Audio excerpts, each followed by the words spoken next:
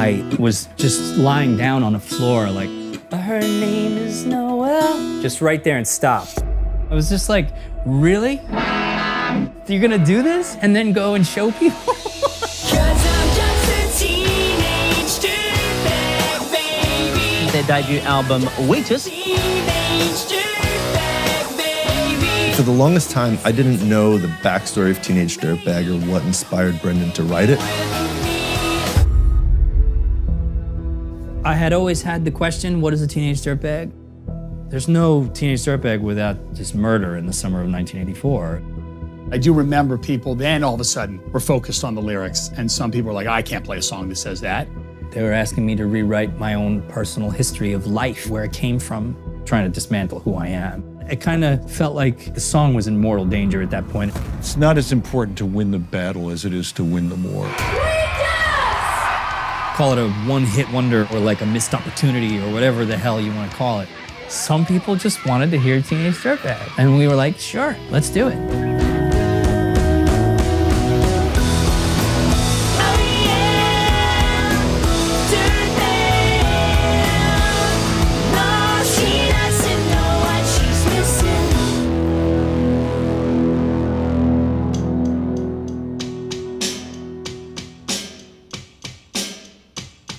I am Brendan B. Brown. I'm the singer, songwriter, and guitar player for the band Wheatus. And I wrote Teenage Dirtbag. I had always had the question, what is a teenage dirtbag? And I had always given the sort of cheeky answer, like, it's somebody who does their own thing, marches to the beat of their own drum, you know, blah, blah, blah. That's not a lie, but tracing the steps back, it was kind of like I kept bumping into this thing. The summer of 1984 on Long Island. It's not happy stuff. I grew up in Northport, Long Island. The town at the time was a sort of like a lobster town on decline, sort of cloistered, but also dangerous. Just kind of learned that you had to watch out for the older kids. I was in more fistfights by the time I was 9 than I could even count. It was that kind of a town. In the summer of 1984, I was just starting to find my musical identity. And same summer, a 17-year-old kid named Ricky Casso, who had lived on my block, lured his friend Gary into the woods, and he stabbed him to death in the name of Satan. Northport, Long Island, a quiet community rocked by reports a teenager was dragged through these woods toward a late-night ritual of death. The subject is Satanism. Casso was into Satanism and rock music associated with devil worship. He got arrested wearing an AC/DC shirt, and that was my favorite band at the time. I had a tape case full of AC/DC. And here's the Rolling Stone article about the murder. The first time I ever saw the term dirtbag used in its like sort of period correct vernacular is in the Rolling Stone article. Ricky was a dirtbag. He would have been called a dirtbag before the murder. That was like what people who listened to AC/DC and Iron Maiden and all that stuff, that's what they were. It shook the foundation of the whole entire town and what it meant to be a dirtbag or a metalhead. Suddenly, parents and teachers and cops, priests, everybody wanted to know what was in your tape case. I loved heavy music, and heavy music was supposed to have caused this murder. As a result, I wasn't even allowed to go to Northport High School because like my mother was like, no, I don't know what's going on in this town, but you're not going there. So I got on the Long Island Railroad every day and commuted an hour and a half to Mineola to go to high school. I really don't remember the last time I was here. Long time ago.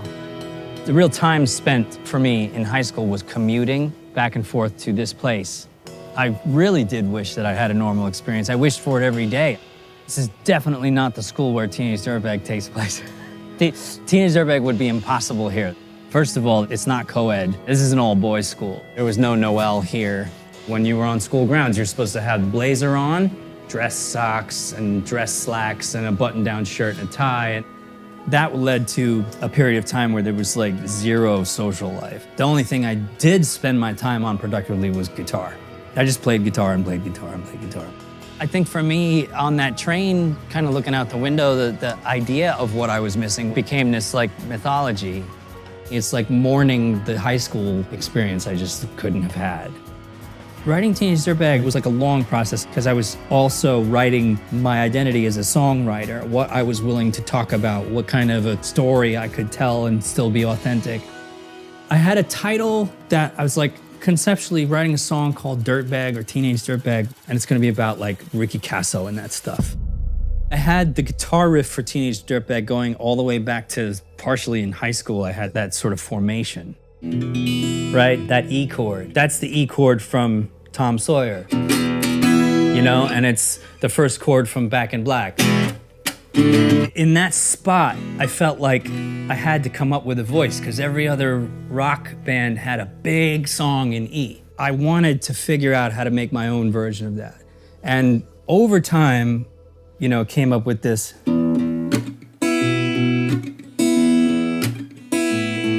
But it also can, at a moment's notice, can turn into. When the first verse came when I was lying on my bed thinking about Cyndi Lauper. I was just lying down on a futon on the floor, like. Her name is Noelle. Just right there and stopped. And I was like, this is so weird. You sound like a girl, and it's just like this weird story that you're trying to tell. I was really doubtful about the whole thing. And then from there to a sort of lonely triumph moment, a kind of moment of just like, I'm such a waste of life. But, you know, I can still rock like by myself in the living room. Look, you know, no, don't look. You can't see me. Fine. 'Cause I'm just a teenage dirtbag, baby. Yeah, I'm just a worthless fuck of a person. You know, like that kind of, what do you care? Listen to Iron Maiden, baby, or don't go fuck yourself. You know, like it's just kind of like, it's a wild abandon of not giving a fuck. The third act was just one of these like, are you sure? Are you sure about this? You know. I've got 2 tickets to Iron Maiden, baby. Come with me Friday, don't say maybe. I'm just a teenage dirtbag, baby, like Cyndi Lauper. Ooh. You know, it was just like, really? And then I also wanted a second chorus. I wanted it to soar in this soaring failure. Oh yeah! And you're supposed to sing it louder. Dirtbag. No, she doesn't know what she's missing. When I get to the chorus of Teenage Dirtbag, I'm screaming at a priest, or I'm screaming at a teacher who hated my guts, or I'm screaming at my parents to try and let me go to the regular public high school. You can imprison me in this boys' school and you can make me do all these things that you think are good for me. It's never gonna change who I am. I'm a dirtbag.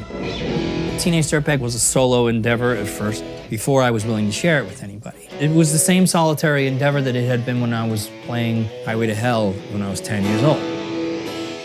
But then one day I ran into my old friend, Phil Jimenez. When Brendan and I first met, I think it was like we were both so psyched to meet an equally weird, music-obsessed person. So one day I run into Brendan at Guitar Center. I hadn't played the song for anybody publicly at all yet. Saw you and was like, oh man, this is Phil, it's Phil. Oh my God, look, watch this, you know? People who had heard Teenage Dirtbag were myself, my mom, and my sister, I think. So I was like the first You were real the first, person. and I did it in a public place, which was weird. I was blown away, man. Like, you played the entire song, I by played the way. the whole song. You did the It girl was like, part. Jesus Christ. We're both crouched down like this. I'm playing a steel drum, right? Yeah, you did play along, and I was like, her name is Noelle. I have a dream I'm like, about okay. her. She rings my bell. You like it? I like it. It was so stupid. But it was obviously an important song. Like, I was like, I want to make that record.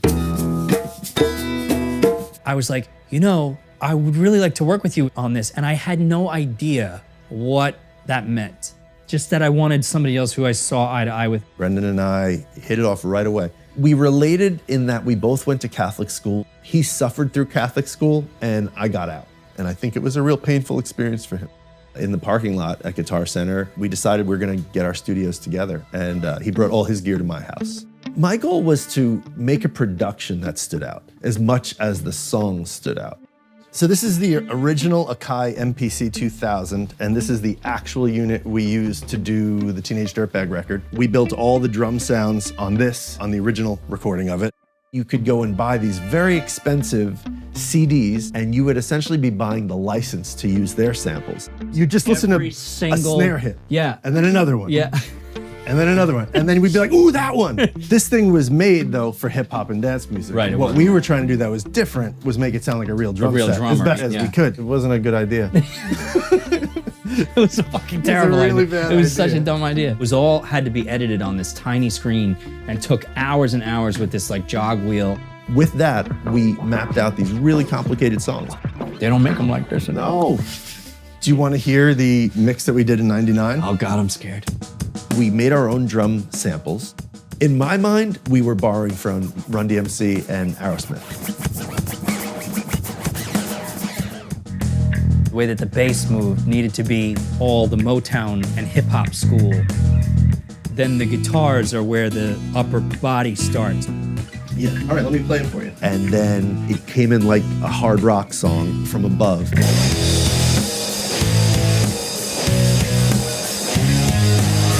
We spent about a year working together at my house. He would sleep in my closet. Like I didn't have an extra room, and he'd sit in there and he'd be up late writing lyrics. That period, late '97, was where, as a four-piece, we started playing. We started off very small. We're playing the downtown Manhattan scene. Within a year, we're getting bigger audiences and playing bigger venues.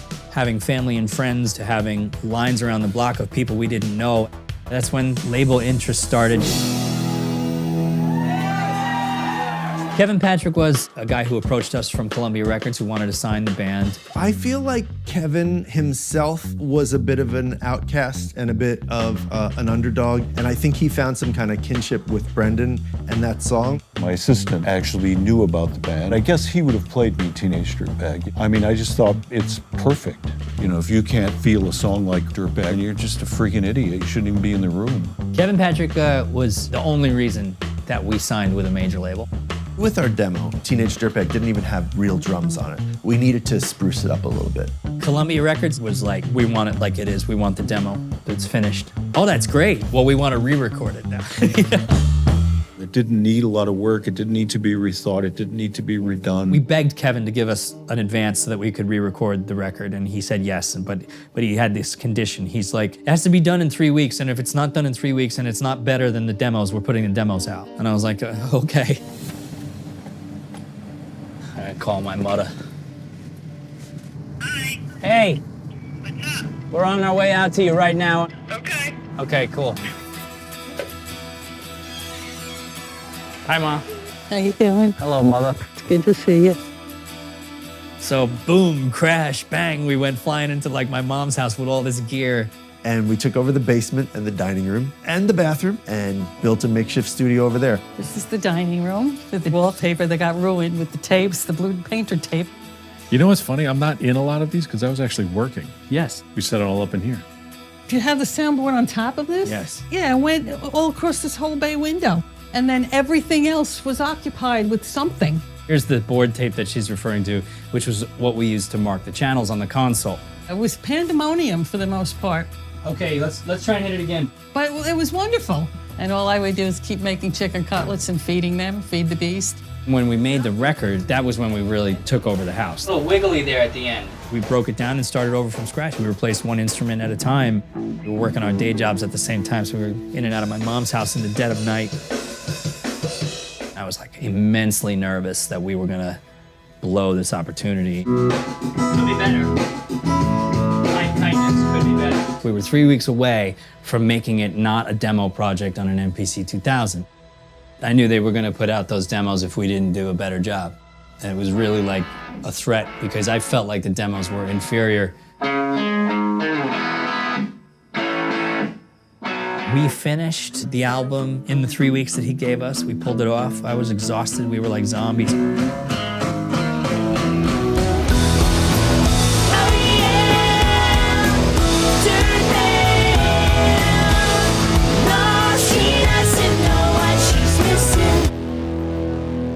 We had delivered the record on the 1-year anniversary exactly of the Columbine massacre. It started with gunshots in the schoolyard just before lunchtime, and then the carnage moved inside. 2 students murdered 13 people and wounded another 33 with gunfire and pipe bombs. They hated jocks, loved the internet. They were known as the Trenchcoat Mafia.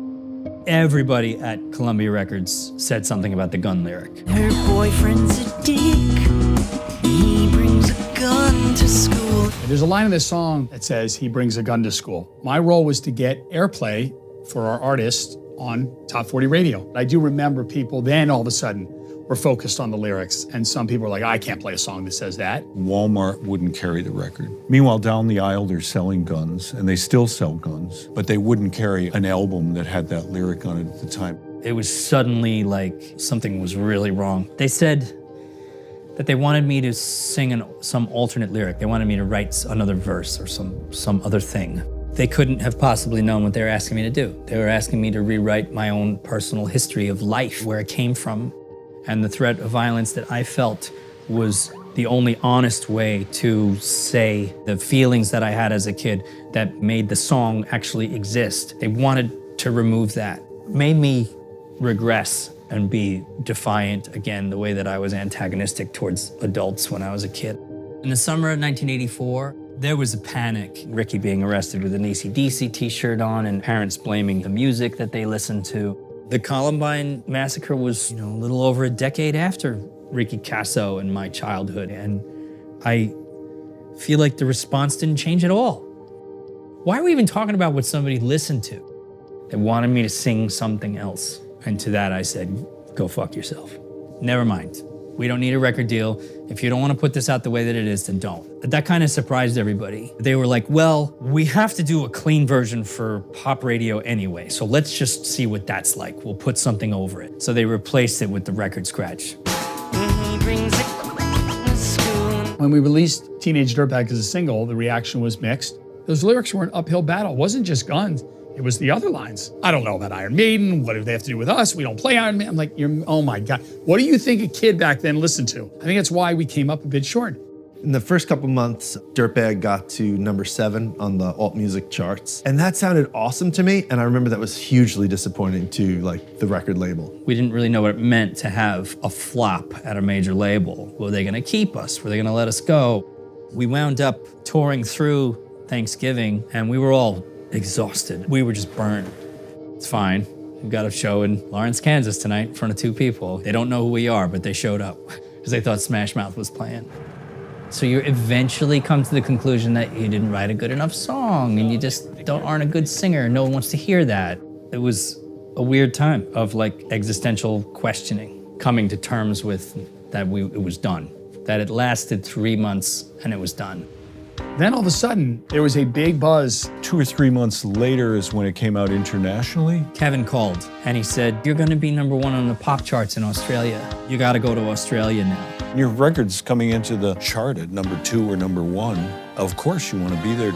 So we went to Australia. By the time we got there, Teenage Dirtbag was quadruple platinum and was like the Christmas hit of the year. None of us saw it coming. I didn't understand what that meant. To take us out are the boys from Wheatus. This is their debut album, Wheatus. By the time that we landed in Australia, it was like a different world. Something picked up really fast. We played a sold-out tour and it was crazy. Kevin called me again and he said, now you have to go to England. You're gonna have a hit in the United Kingdom. It's already testing well. You're gonna do this.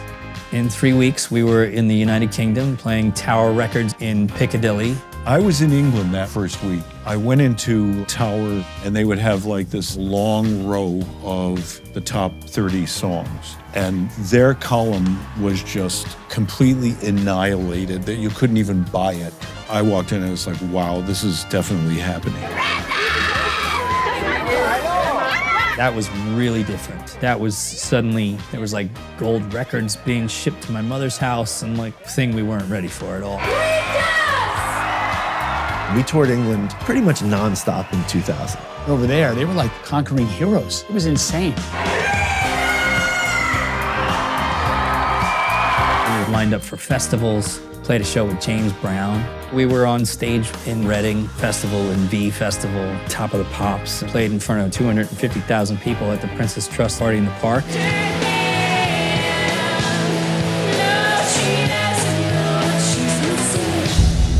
It was impossible to convey how it was doing overseas. Friends and family just didn't get it. And there's also that like kind of joke, like I'm big in Europe, you know? My cousin bought me a shirt for Christmas that said I'm big in Europe, you know? It was like a joke. When there was all that excitement and momentum and success in the other countries, and then to come back to your own country and feel like you never even got off the ground and you're starting from the beginning, all of that becomes a poison that it's really hard to shake sometimes. I think there was a lot of bitterness that the band had towards a US company because there was this glaring question of like, how did you screw this up? It's not like, I think it should be a hit. It's a hit everywhere except here. In my home, in my backyard. And I think Brendan was very unhappy. He had good reason to be disappointed and bitter. After about a year and a half, he had had enough. I think we had burnt too many bridges with the label, and the label was sick of us, and we were sick of the label. It was pretty bad. I'd never learned how to play the game, and I wasn't interested in it. And what I had learned how to do was pretty toxic. It's like, you know, go back to the street in Northport and fight and taunt and, you know, antagonize. We got swept up by the tornado, and it dropped us off right where we had started. Only there was millions of people who knew our song. Some people just wanted to hear Teenage Dirtbag, you know? And we were like, sure, let's do it. It's always been the kind of thing that like every couple months we hear that it's gotten big again or it's gonna be used in something. So the record found a new life by artists like One Direction who sang it every night. And it was a highlight of that tour. It makes me feel good about the future, that's how it can weave in and out of people's existence without me, without my intention, you know, without the dark story and all that stuff, you know. I think a big part of our success was the connection with the fans, especially for Brendan. If you like that song, that means you understand this character. He really hunkered down on the musicality of what he really always had. And he started to enjoy the music side more than the shiny label radio success side. I mean, they're still around today doing it when a lot of acts that had a lot of money put behind them and got played on the radio and they just kind of went away. It's not as important to win the battle as it is to win the war, and he kind of did that. Everyone has a story about a song. That one got away, or that timing was bad on that one, or the artist didn't do this. Teenage Dirtbag was one of those records. We never felt any kind of triumph off of it because it didn't work out that way. You know, it was slow and bumpy, and it was overseas. You never really felt it. So we just found other things to focus on and just carried on as the people that we were before the record came out. Her name is Noelle, and I have a dream about her. The events of Teenage Dirtbag never happened to me. So it's 100% fantasy, it's 100% daydream. The song has a happy ending because it's not something that I experienced myself. There's no Teenage Dirtbag without this murder in the summer of 1984. However, the song doesn't need the murder to survive as a piece of whatever people will see in it themselves. Oh yeah, Dirtbag. It's your song singing it in your bathroom mirror, you know, whoever you are. Belongs to you. Oh yeah. And your history and your place in time is more important in the reflection of the song and the way that you see yourself in it than my thing, which is weird, but cool.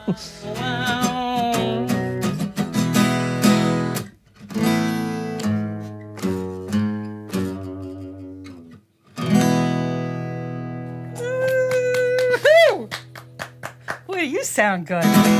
Awesome. He really does. His voice is amazing, right? Amazing. Stop.